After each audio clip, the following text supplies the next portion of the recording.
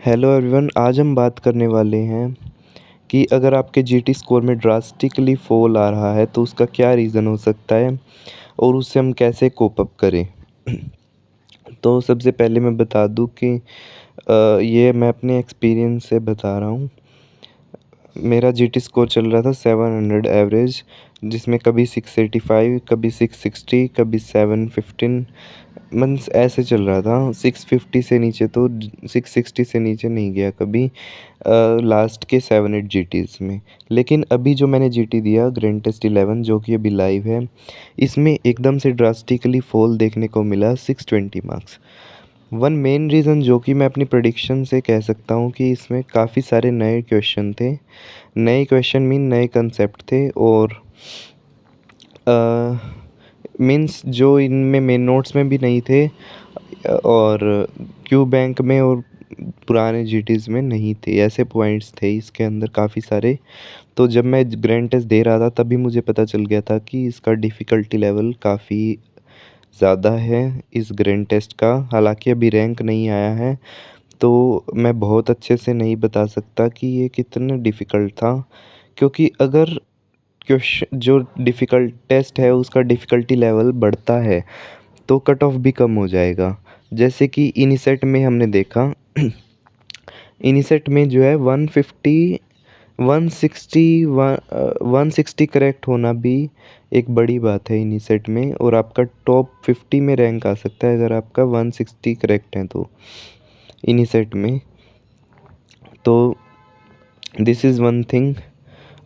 दूसरी चीज़ ये है कि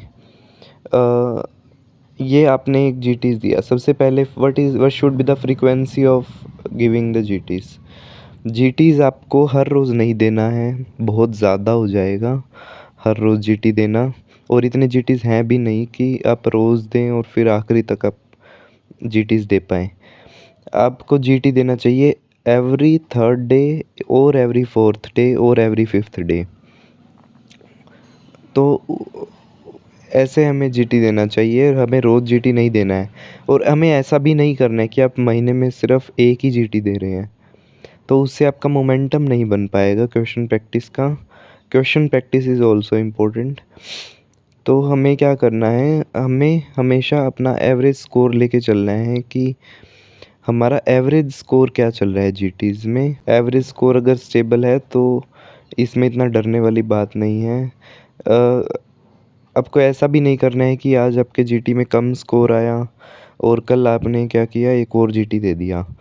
तो ऐसा नहीं करना है हमें हड़बड़ाहट में, because what GT score is reflecting, GT score आपका करंट लेवल ऑफ प्रिपरेशन ही रिफ्लेक्ट कर रहा है।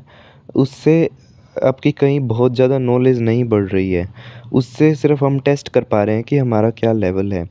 तो आपने आज जीटी दिया तो कल जीटी देने का कोई मतलब नहीं बनता। आपको थोड़े गैप में जीटीज़ देने चाहिए, जैसे कि फोर्थ और फिफ्थ डे या 1 वीक में एक जीटी आपको देना चाहिए।